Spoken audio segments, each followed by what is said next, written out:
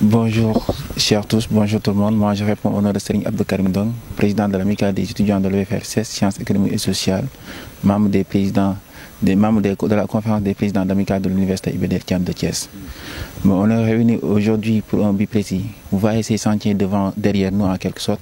Ça fait bientôt 7 ans.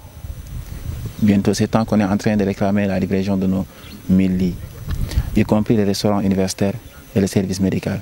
Pourquoi ces réclamations? On est tout à fait conscient des conditions sociales aujourd'hui que les étudiants sont en train de vivre, des sacrifices qu'on est en train de faire.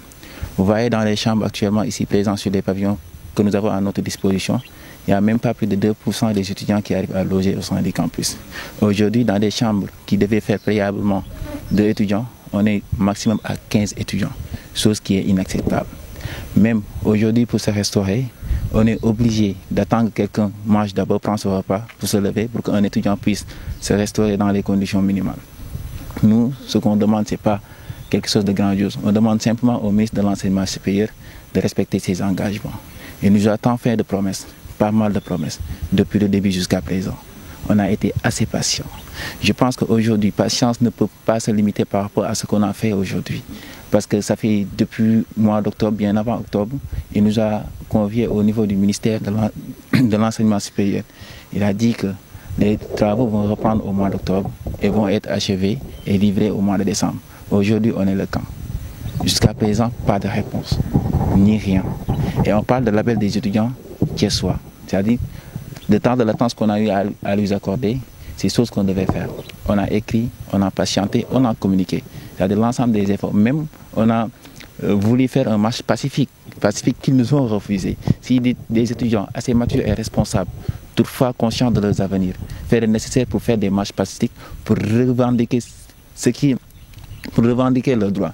Le minimum, c'est de les encadrer. Mais ils ont choisi de nous pousser à bout. Je ne parle même pas de ça aujourd'hui. Si le ministre aujourd'hui a réussi à orienter plus de 100% des nouveaux bacheliers dans les universités du Sénégal, il devait savoir au préalable qu'il devrait y avoir des mesures d'accompagnement. Mais orienter 100% des nouveaux bacheliers, félicitations, mais dites-vous que vous avez sacrifié plus de 50% de ces nouveaux bacheliers-là. Parce qu'il y a plus de 50% des nouveaux bacheliers qui n'arrivent même pas à venir faire leur cours pour des conditions sociales extrêmement difficiles. Si aujourd'hui des étudiants ont décidé d'enlever le salle de télé pour en faire des dortoirs, plus de 35 étudiants, voire 40 étudiants qui logent là-bas, nous avons atteint notre limite de sacrifice. Il est temps que l'État prenne ses responsabilités par rapport à nos sentiers-là. Parce que ça a assez duré. On a été assez patient par rapport à ça. Si des étudiants sont en train de sillonner les forêts pour se restaurer à l'université, on a atteint nos limites en termes de sacrifice. Donc on n'a plus. Ce n'est pas à nous de les proposer des solutions parce que c'est à eux de faire le nécessaire pour que nous connaissions des conditions minimum. Si aujourd'hui, au XXIe siècle, des étudiants sortent dans les rues pour réclamer des salles de classe, si aujourd'hui, au XXIe siècle, des étudiants sortent dans les rues pour avoir juste des dortoirs, le minimum possible pour pallier à leur avenir, parce qu'on est tout à fait conscient que les efforts qui ont consentis par nos parents, du primaire, du collège jusqu'à présent, juste pour notre avenir. Donc on n'est pas là pour foutre le bordel, non, non. On n'est pas là pour partir en grève, non, non. On réclame juste le minimum pour que, dans les jours à venir, que nous prenions nos responsabilités et faire de ce pays-là parmi les meilleurs pays au niveau du monde. Si nous n'avons pas si l'État ne nous accompagne pas par rapport à ça, ça va être très compliqué. Toutefois, la dernière fois, on est sorti pour réclamer ces pavillons-là. Mais jusqu'à présent, à la suite de ces réclamations, à la suite des affrontements qu'on a eu avec les forces de l'ordre, il y a un de nos étudiants qui s'est gravement blessé, chose qui est inacceptable. Et ceci à l'intérieur du campus pédagogique. Il a perdu son œil. C'est quelqu'un, ça va lui affecter durant toute sa vie. Durant toute sa vie. Donc nous demandons à l'État de prendre ses responsabilités par rapport à ça. Pour que la prise en charge soit complète. L'intégration aussi, que ça soit psychologique, morale ou sanitaire, soit faite. Parce que cette personne-là, c'est un soutien de famille. C'est un espoir en quelque sorte pour sa famille. Mais on vient de lui enlever tout ça. Déjà, à peine je pense à sa mère, sa famille, qu'est-ce qu'ils vont devenir en quelque sorte. Donc je demande à l'État de prendre ses responsabilités par rapport à ça. Le nécessaire est en train d'être fait avec le rectorat, avec le COUSTE, mais ça demande beaucoup plus. Que ce soit l'accompagnement soit professionnel, son intégration professionnelle, son intégration sociale et l'accompagnement psychologique. Je prends l'exemple juste de l'étudiant qui est décédé aujourd'hui, à qui nous présentons nos condoléances à l'université Gaston Berger de Saint-Louis. Il y a beaucoup de choses qui se passent au sein des universités que les autorités ignorent. Il faudrait qu'ils se rapprochent de plus en plus dans les universités, se rapprocher des étudiants.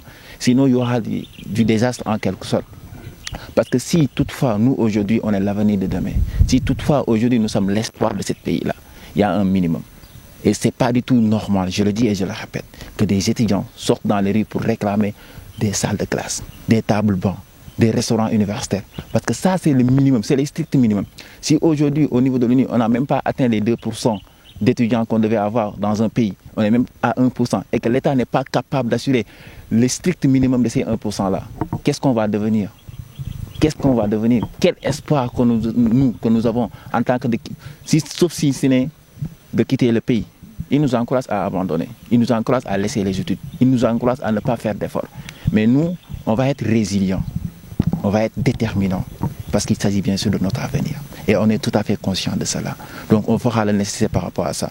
Juste interpeller le président de la République et son premier ministre, le président de la République, M. Bachir Diomaye Diakhar Faye, et le premier ministre, M. Ousmane Sonko, par rapport à la sensibilité de la situation. Pourquoi je le dis, aujourd'hui les forces de désordre, comme je peux le dire ainsi, n'ont pas respect aux franchises universitaires. Et c'est important. Je pense que ça c'est ses propres enfants, jusqu'à leur dortoir, pour les tenir en otage, tout en sachant qu'il y a des étudiants, il y a des filles, des personnes malades dans les campus, dans les services médicaux, tout en conscient de cela. Je pense que c'est abuser de leur force. Toutefois, nous, à notre niveau, en tant que représentants d'étudiants, on ne va plus permettre cela. Les campus sociaux, les campus pédagogiques, ce ne sont pas des champs de bataille. C'est fait pour l'enseignement pédagogique. C'est fait pour former, pour orienter et pour éduquer, non pas pour tuer et bastonner les étudiants. C'est la dernière fois qu'on va accepter cela. Il faudrait que l'État prenne ses responsabilités par rapport à ça, parce qu'on est assez déterminé et engagé pour pallier à ce problème-là. Comme je l'ai dit à l'entame de mes propos, actuellement, je pense que l'essentiel a été fait. Ça fait plus de quelques mois qu'on était en mouvement d'humeur.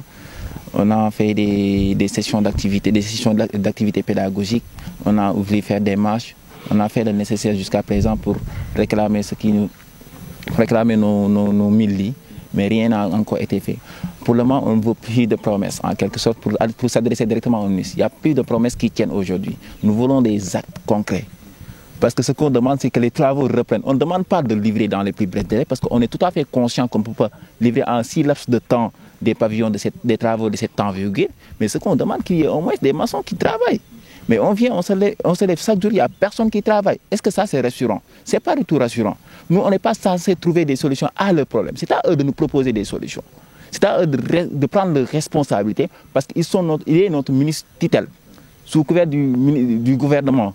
En fait, c'est à eux de trouver des solutions par rapport à notre problème. Que ce soit des problèmes d'argent, ça ne nous incombe pas, ça ne nous concerne pas. Que ce soit des problèmes d'entrepreneurs, ça ce n'est pas de notre responsabilité. Parce que si aujourd'hui ils sont là pour diriger le pays, aujourd'hui, ils sont là pour trouver des solutions à notre problème. Donc, si toutefois, comme je l'ai dit, comme on dit que l'université IBD Thiam de Thiès le label de l'étudiant thiessois, mais dès l'instant que l'université IBD Thiam de Thiès s'est engagée dans un combat, dites-vous qu'il n'est même pas encore prêt pour reculer d'un iota tant qu'il n'aura pas gain de cause. Donc il y aura des perspectives, il y aura d'autres choses qui vont être menées pour avoir ces nouveaux pavillons-là, pour réceptionner ces pavillons-là, Inch'Allah.